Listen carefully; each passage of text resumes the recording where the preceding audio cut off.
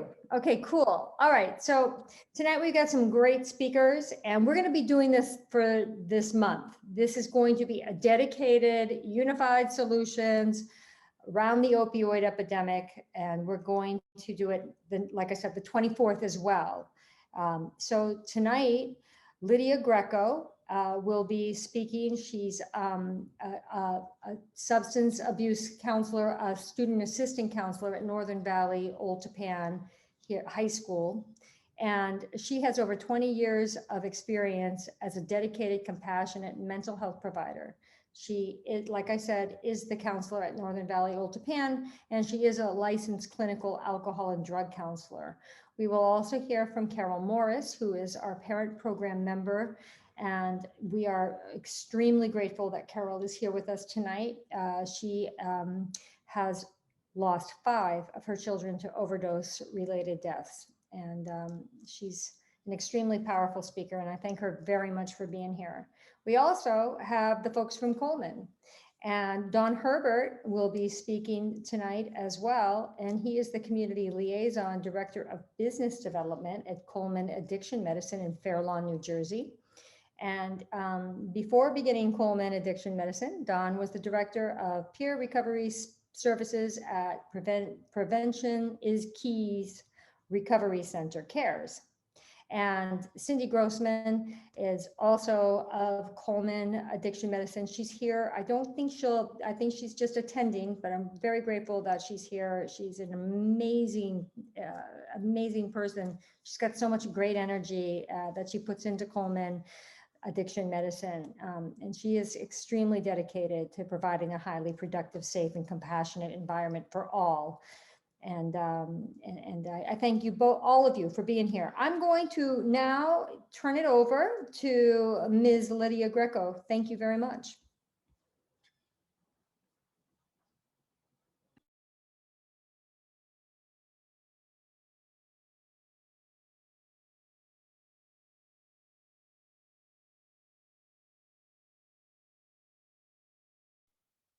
Was all of that muted? Yeah. Of course, why not? To start with your Zoom muted right away. Okay, so I just want to thank Nancy so much for having me here tonight. I think the powerful thing that Nancy does is bring so many of us together to have these important conversations. So again, thank you so much for having me. So I'm Lydia, and I am a therapist, and I've been working at Northern Valley at the high school for the past 11 years. But I've been doing this work for over 20 years. I used to be the director of adult male residential treatment at Straight and Narrow in Patterson for over 12 years. And this is just really my life's work. I really am here tonight to talk about addiction as a disease. It's my sincere hope to be having these conversations so that we remove stigma around addiction, because people who are suffering are human beings. They're loved by their families. They're not junkies. They're not criminals. They're not people who deserve severe punishment. They're humans who are sick and who need our compassion and who need help. And we all know somebody, right? I mean, we probably just don't talk about it that much. But I think that everybody knows someone whose lives have been touched by addiction in some capacity. I had addiction in my own family, which is probably what set me, not probably, definitely set me on this path. I have one brother in recovery, but I lost one brother to the disease. And so again, this is really my life's work. So, you know, I grew up in the 80s, right? With the egg in the frying pan and the just say no to drugs, which really didn't teach you anything or really help you as a child understand what that really meant. So, you know, I find myself working in a school from the prevention angle. You know, when I worked at Straight and Narrow, my work was in treatment. But now my work is centered on trying to get to kids before they get down that path. And so it can't just be about just say no, or this is your brain on drugs, which really wasn't a description of what your brain was on drugs. And I think what it really means is providing social emotional learning to kids, and, what does that really mean? I think it means being able to identify and cope with actual emotions, and to be able to tolerate discomfort, to sit with hard feelings. I'm from Generation X, right? And it's like, I feel like from that generation, it was like we ate stress for breakfast. It was just, we're so used to it that when we became parents ourselves, we were so quick to remove stress for our kids and to try to take the stress out of the equation. And I know I'm guilty of that myself, but really that's not the answer. We need to teach kids to practice dealing with stress and to deal with um, all the hard pain that sort of comes in life. And so, how do we do that from the school? I'm at Northern Valley Old Japan. One of the things that we did this year, which is pretty big, is we created a wellness center. So in addition to myself, and there's a version of me at the Demarest High School, my partner Deb, they hired additional therapists to work with us. So now there's 2 therapists in each high school. And we actually have a physical space where kids can kind of come, and so it's like a Zen sort of cozy sort of space where kids can kind of get away from the craziness of the school day. If they need to, they can get a counseling session, because we're trying to make mental health and well-being part of the fabric, part of the culture. Because if kids are not able to learn about dealing with emotions and having good mental health from a young age, then they're going to be looking to numb whatever pain comes their way if they're not equipped to deal with it, right? When you think of opiates and we think of the term painkiller, I think we think about, where I can speak for myself, physical pain, right? But a painkiller does its job and it kills emotional pain as well, right? That's what opiates do. They kill physical pain, but hey, side note, they kill the emotional pain that we have as well. And so, when there's this exposure, in addition to the physical dependence that can develop after repeated use, but who wouldn't want that, right? Who among us wouldn't want to not have to sit with some of the really painful stuff that comes up in our lives? So we have to be able to get kids as young as we possibly can talking about their feelings. I'm going to share just a small thing. Today, I got in the mail a letter from my own son. He sent it from school, and he's only 6 years old. He's in kindergarten, and it's called Community Helpers. And it's, they were supposed to write a letter, could be to, a policeman, a fireman, something, to thank people for being a community helper. And he thanked me. It says, thank you for talking to big kids about their feelings. And he understands that at 6 years old. And that's what we have to do, get kids understanding that it's okay to talk about feelings, so that they're not looking to numb pain at the very first chance that they get. Bear with me 1 second. I just took a few notes to make sure I'm touching on all the points that I want to touch on.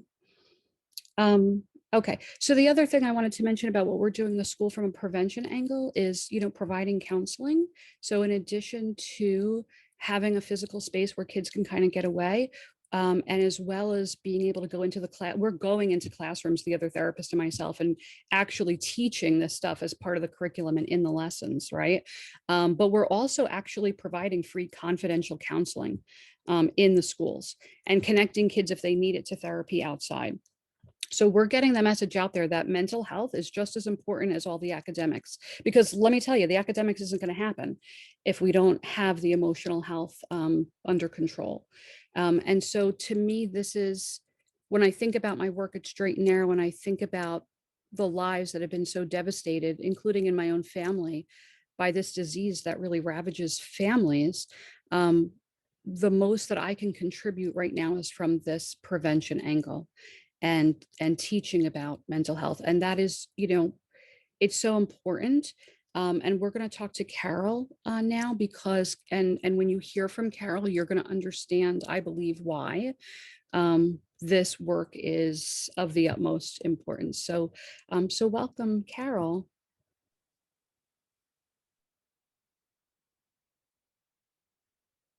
Oh, and we have to unmute Carol.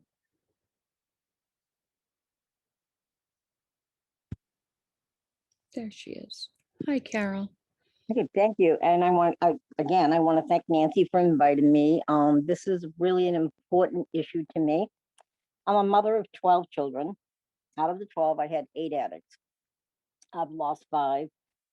I have one that's in full recovery. That had to do with, he went to federal prison for 10 years, but he's in full recovery, has been out of prison now for 3 years. I have one who is in the methadone clinic, so she's on her way, hopefully. And then I have one who has relapsed, but he has this cycle of relapse and recovery, and right at this point he's in relapse. So my whole thing has gone over 21 years, and so I'm even before Lydia. I'm in the 1960 generation where this stuff wasn't even talked about. You know, they didn't talk about it. They didn't talk about mental health. They didn't talk about drugs, nothing. My first child died in 2000, which is 21 years ago. He was only 31. My oldest one to die was 32. My youngest one to die was 22. I don't no longer dwell on the fact that they died. We know they all die from opioids. I dwell on the fact that, yes, there was mental health issues, things that weren't addressed. And when they were addressed in school, we didn't have, like Lydia has in her school. What they did was they gave them an IEP, and this kind of mocked the kids as, when I went to school, they called it special, the special class.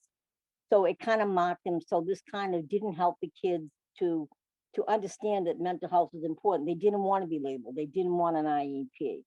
It makes kids drop out of school when they're old enough. It makes them not do well in school. So I speak whenever I can, and I do carry these little cards around with me that shows my children.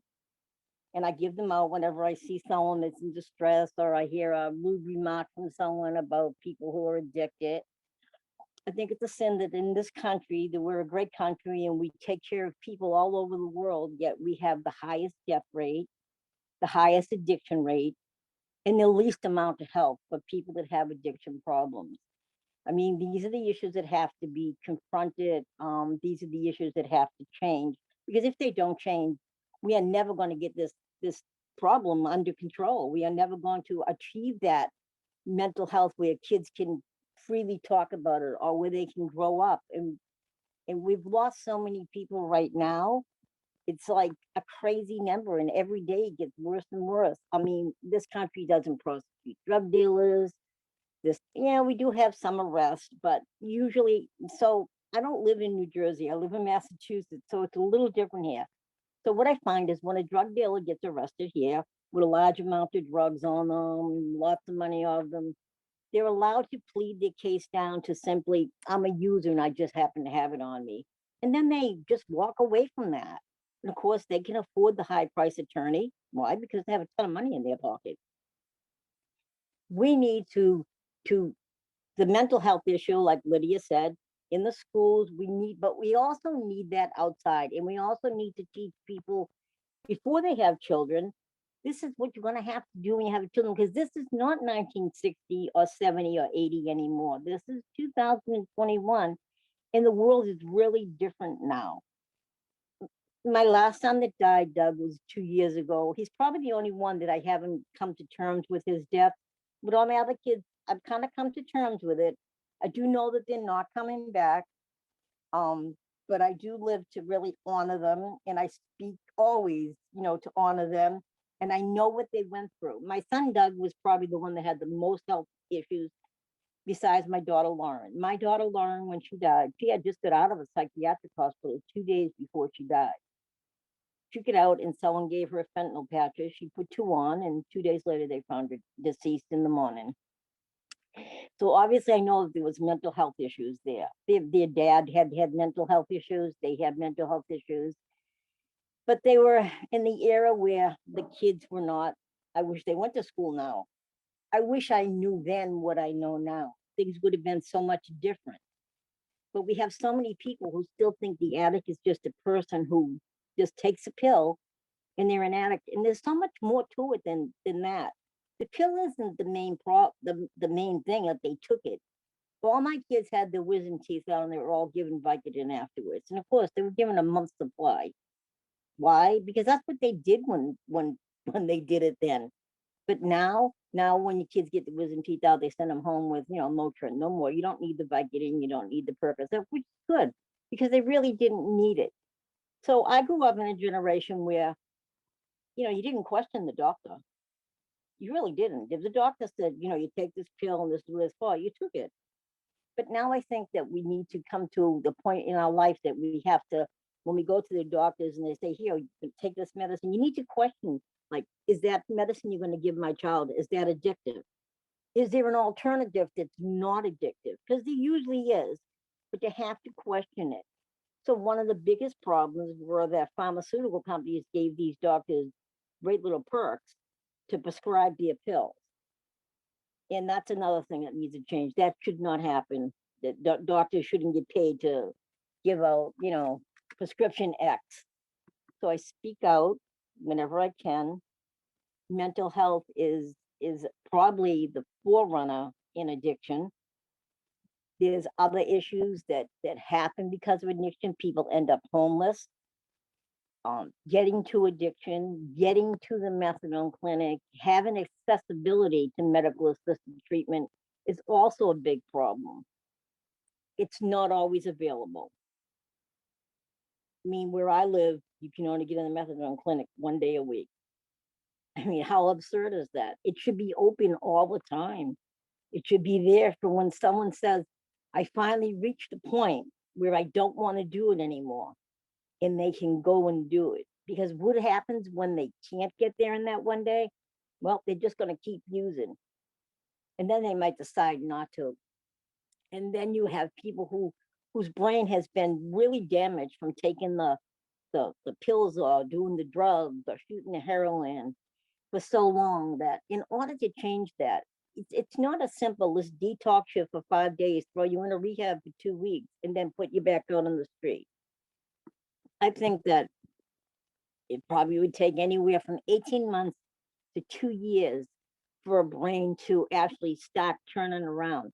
Because I know for me to accept their loss, but that's how long it's taken me for my brain to change around. For the longest time, I just felt like I was just on this dark trail, and it just kept going around in circles, and when was it ever going to end? And so my kids died years apart. So every time I would get to that point where I was feeling better, boom, I got slapped in the face. I had another one die. So overall, I've gone up and down, recovery, relapse, even in the field of just being the mother of the child that's addicted. So I think that we need to teach not just the children, but we need to teach the general public to understand that addiction isn't just simply, well, I think I'll just go out and have fun and I'll do what all these kids are doing. Oh, they said try a pill. It's just not that simple. There's peer pressure. There's actually the mental health. There's child abuse. There may be alcoholism at home. Maybe dysfunctional family at home. We don't know, because children aren't taught to, like Lydia said, they need to learn how to speak up and get their mental health out.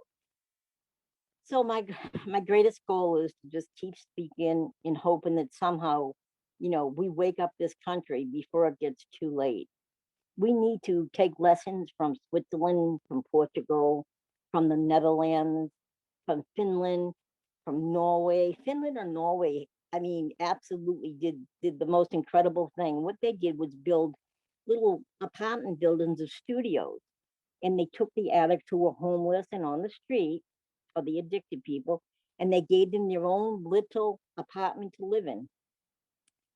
And it gave them the dignity of being able to take a shower, have a meal. There was no requirements. They had to get a job at first. They gave them the first 6 months of having treatment and mental health and counseling. And then after 6 months, they had to get a job, but they didn't have to get a full-time job. Just maybe 20 hours a week, because idle time is not good either. They need to stay busy. And it's been a very successful program. And Switzerland did the same thing, only Switzerland did it different. Switzerland actually opened up heroin clinics where they gave out the heroin, but they offered all the services. Within 5 years, their crime rate dropped 75%, and more than 50% of the people who went there to get the heroin have actually successfully gone into recovery. So why is this country, we're a country that we take care of the whole world. Why can't we take care of our own?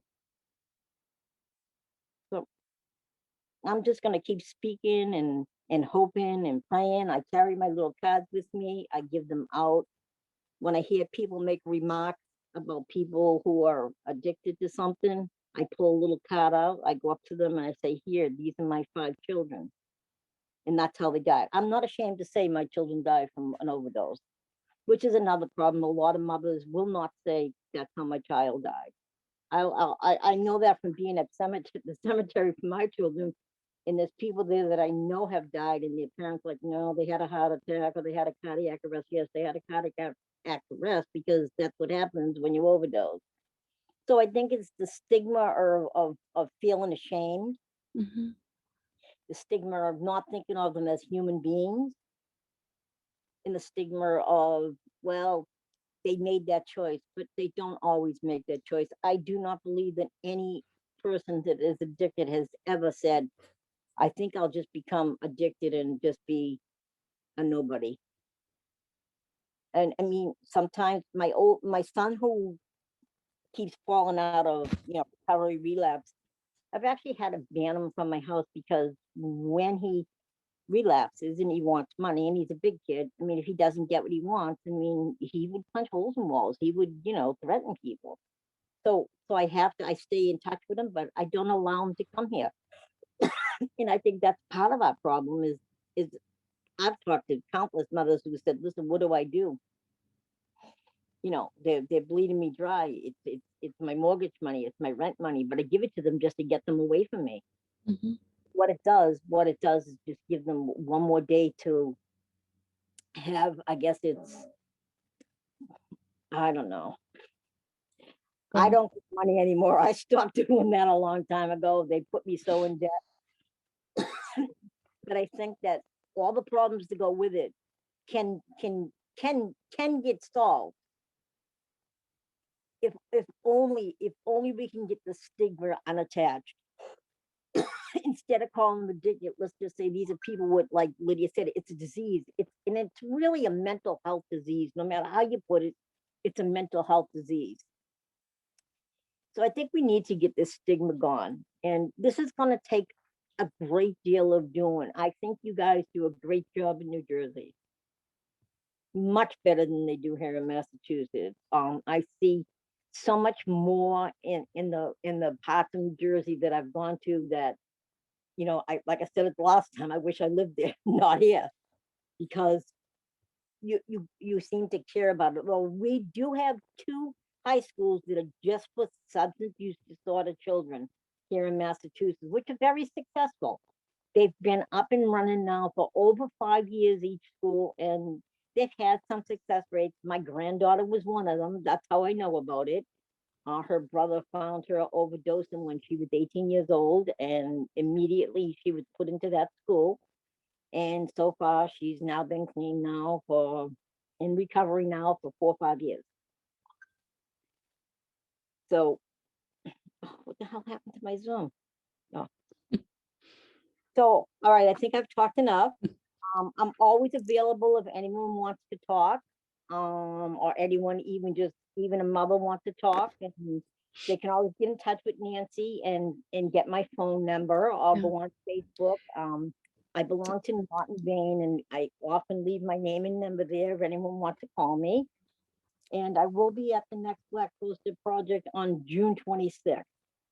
That's the next one I'll be at. So Thank you so much, Carol. I mean, I have to say that not only is it amazing that Carol is still standing, but has so much love in her heart to be able to speak about this, to try to prevent anybody else from going through the pain that she has had to go through. And I just think that that is so amazing and so really just wonderful. And it's really this is how we remove the stigma. It's by talking about it. And when you ask what is stigma, I hesitated for a minute before I shared about my own brother. And that's me knowing everything that I know. And that's stigma, and it's a constant practice. It's a constant fight. And what Carol touched on is that complexity, that it is not so simple. And that stigma comes from so many places. And this may seem silly, but um, I think even or even maybe I would say especially in TV shows and movies, how we portray people who suffer from addiction as criminals and monsters and junkies and all of this makes it so hard to understand. That may be just what some people are seeing at all about addiction. And it takes away from the humanity, how we think about this, how we talk about it, how we understand it.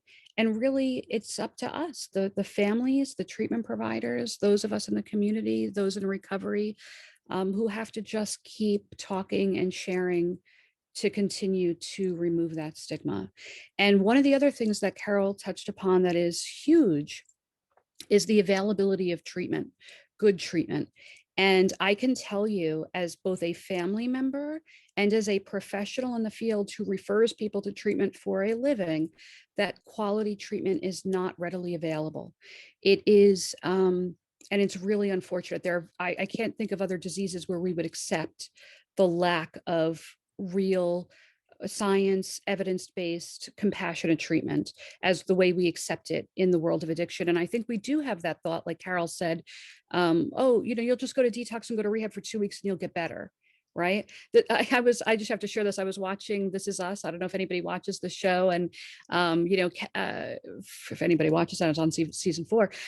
Kevin had been drinking. I mean, they showed like huge bottles of alcohol. And then he just starts going to meetings and poof, Kevin's in recovery for a year. And I just wanted to throw my TV out the window because it took away from that is not reality.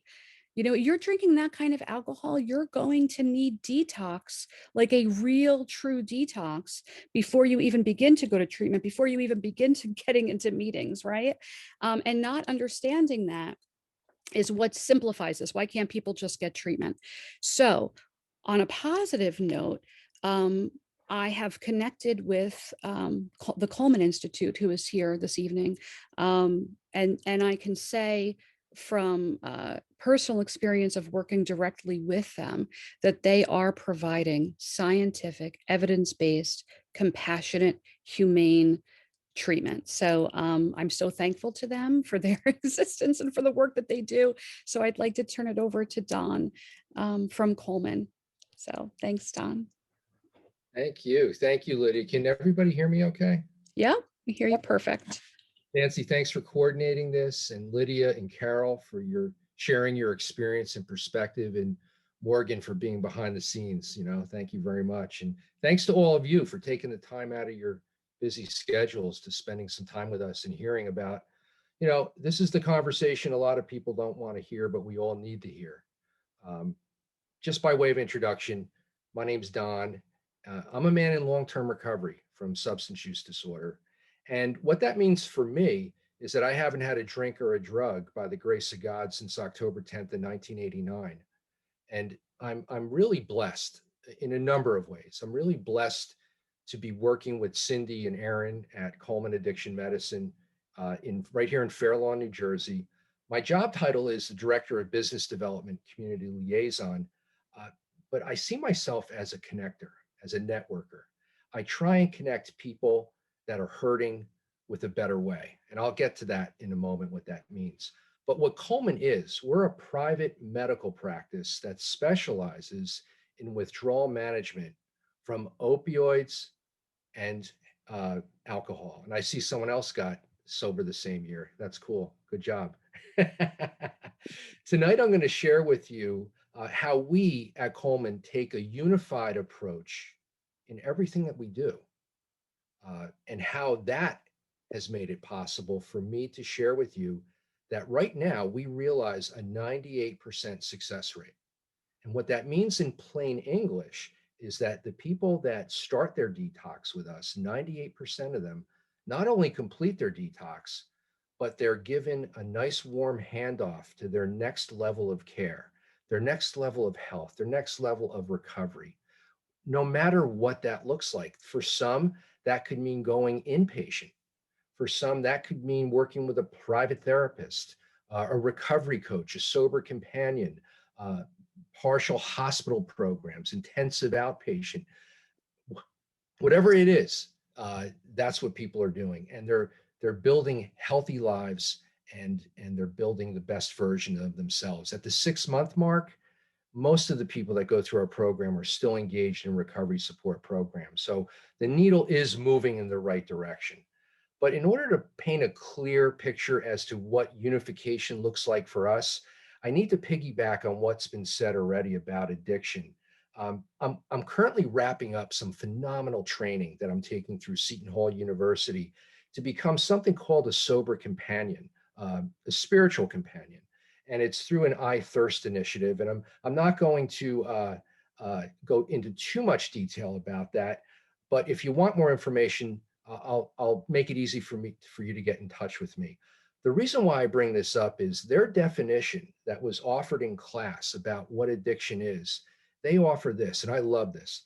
It's an unhealthy attachment to substances, to people, to behaviors, to objects. You fill in the blank. If it's an unhealthy attachment, that could be problematic. And I get that. I like that a lot. The other thing is addiction has a cascading effect, which means that it infiltrates and erodes every relationship in a person's life. And for many of us, that's typically meaning the family members bear the brunt of the behavior that's exercised by a loved one in the grips of addictive behavior. We believe that addiction is truly a family disease. We really do. But we also believe that recovery is a family solution. And it's another way of saying it takes a village. And it's family how you define family. Doesn't necessarily have to mean a biological family. There's a few other things that I want to point out too. The opposite of addiction, the antonym of addiction, if you will, I've come to realize means community, home health, community, and purpose, as Samsha defines it, connection, engagement, and wholeness. In fact, one of the definitions of unification is wholeness, to connect fragmented parts and make one whole. And that's exactly what we set out to accomplish every single day at Coleman. Much of the thought leadership that was discussed tonight, and I've heard over the past 10 years, is very, very, very good and very positive. It focuses on science, evidence-based approaches, and the physiological explanations of how and why addiction is a disease of the brain. And I agree with that 100%. And I understand the importance of medical and scientific approaches to prevention and treatment. In fact, that's why Coleman exists. We're a medical practice.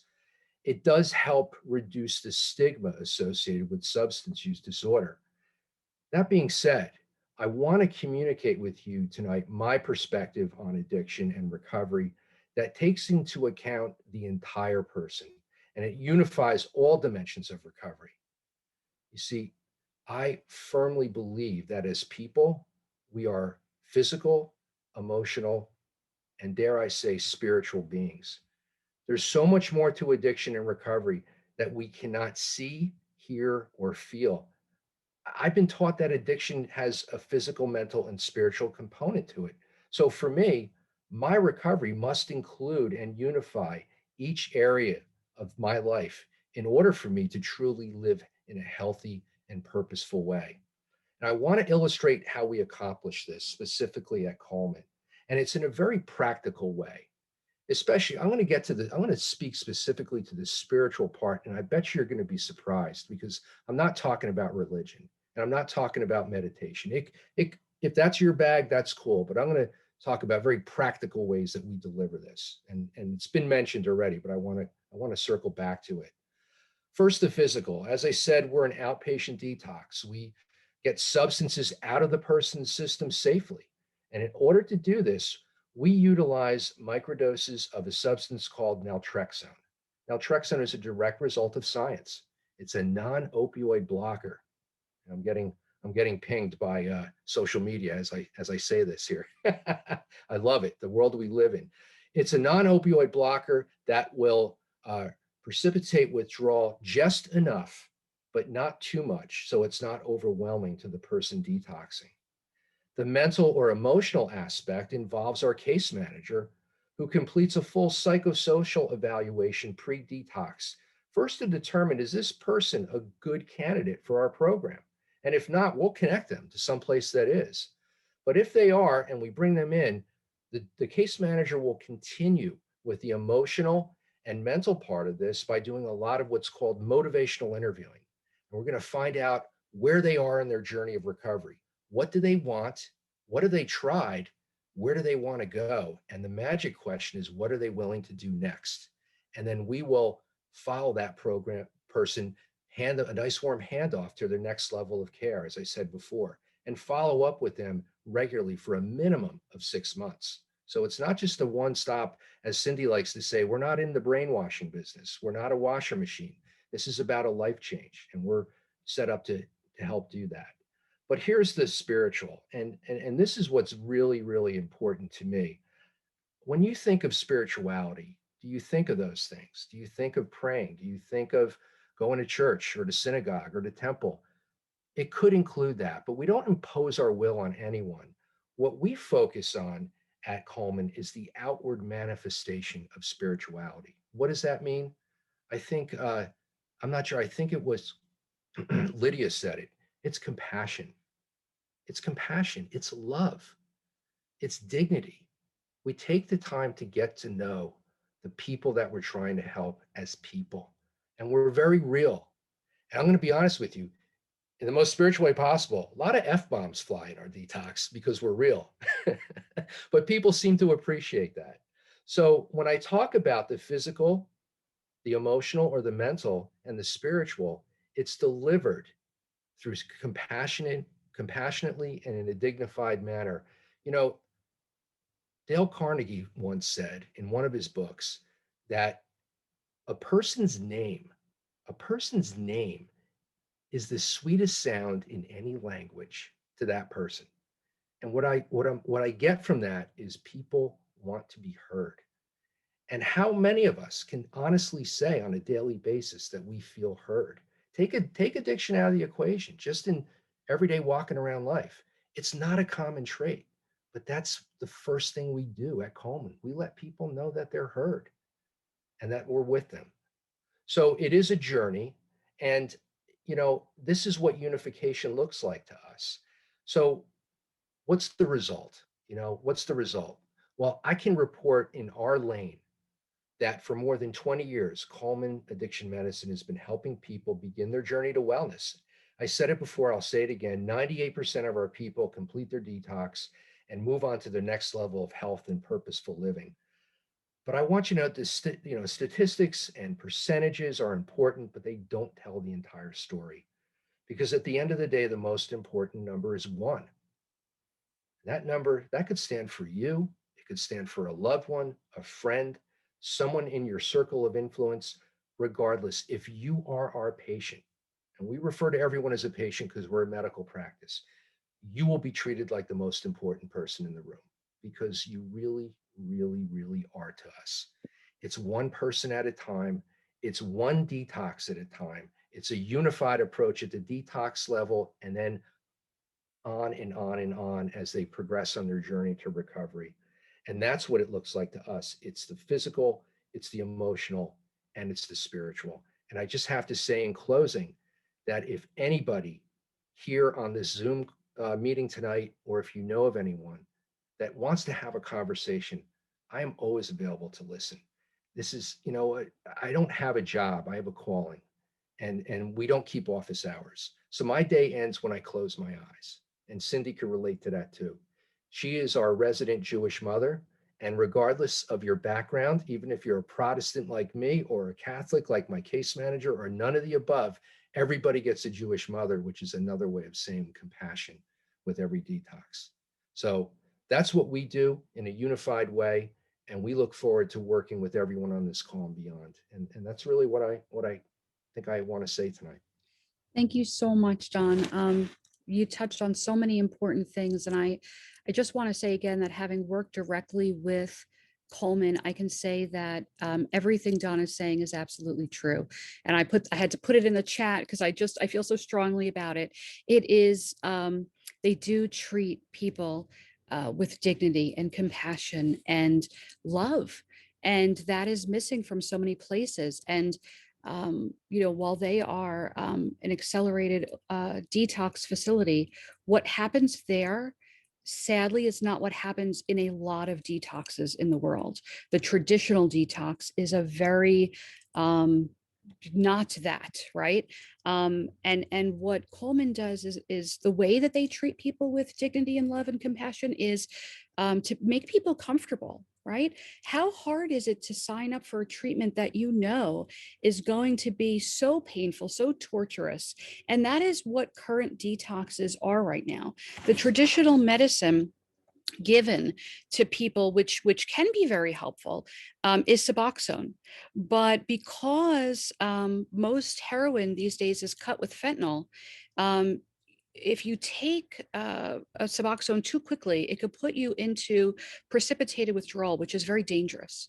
So what happens is they make you wait. When you go to a traditional detox, they make you wait a very long time. So you basically have to suffer greatly. Who could sign up for that? So it's not so easy as saying, oh, hey, person with drug addiction, go get treatment. But what Coleman does is they take that away.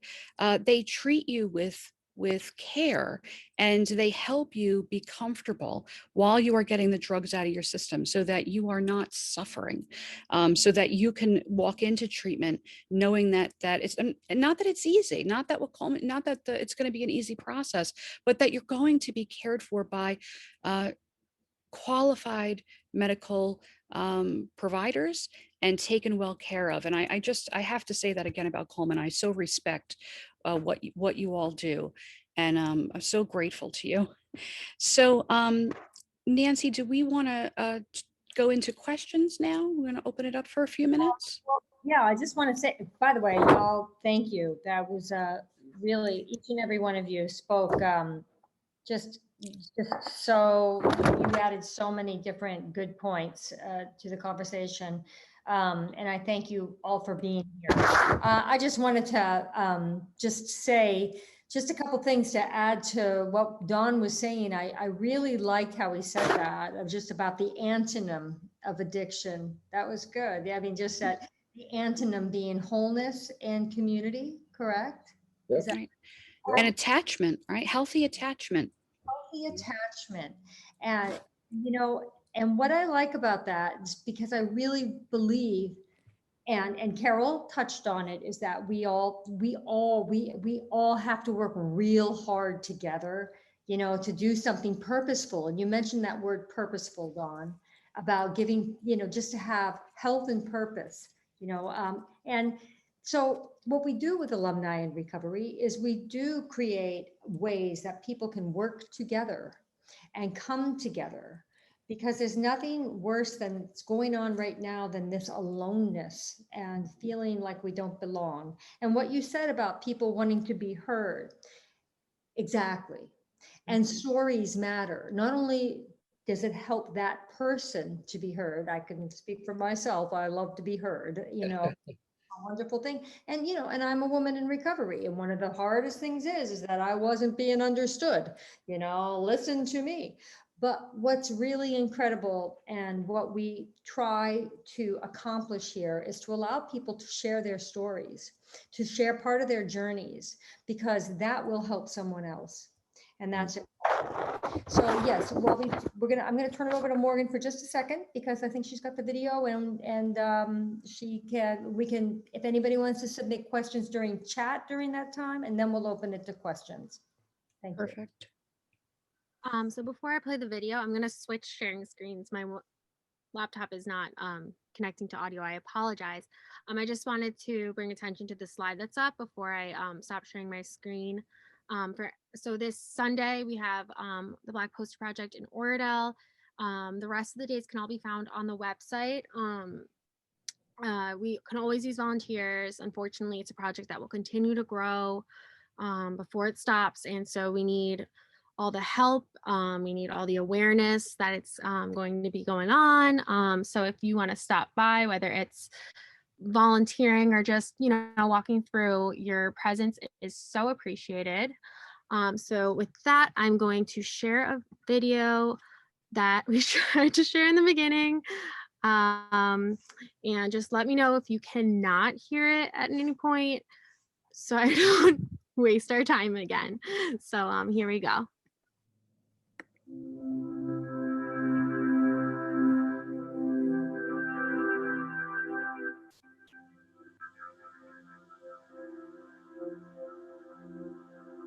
We welcome you here today for this memorial program for the many lives lost due to opioid addiction and other addictions. I'm Dee Gillen. I'm from Haworth, New Jersey. I lost my son Scott October 15, 2015. I'm Cheryl Cash. I'm from Fairlawn, New Jersey. I lost my son September 30th, 2018. We started the Black Poster Project a year ago. I was speaking on Overdose Awareness Day in Piermont, and I thought it would be nice to have a couple of pictures of the people that were going to be talked about at the Overdose Awareness Day. So I put a little message out, and I got 50 requests on just the one event. Families like us take a lot of heart in seeing their children traveling around. So we kept it going, and now we have 145 posters. The first time I saw all of the posters displayed, it was powerful. It was moving. As you walk around and look at these pictures of these beautiful, intelligent people and see that they are our children, they are our brothers, their sisters. They were dancers, they were baseball players, they were musicians, they were kids just like everybody else's kids. We have the same memories of our children as everybody else who doesn't have a child who is battling a drug addiction. And just to the point that it can happen to anybody. I really believe that it's a person's personal story that connects to another person's story. That somebody in recovery from addiction can come out and share openly about their pathway. It'll connect the heart to somebody else. And I believe that heart to heart will change perceptions. So it promotes, stories, sadness, but most importantly, an awareness that we have to get out there in each and every community. But if we could save one life, we've done something. Hopefully, all of us together can save many lives.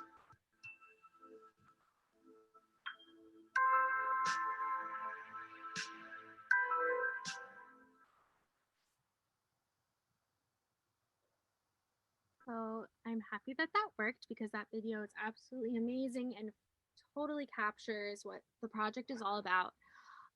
So if anybody has any questions, you can message me privately in the chat. If you don't want to put it public, you can raise your hand. If there's no questions, that's fine. I'm going to stop the recording on my other laptop now, though. So the question portion will not be recorded.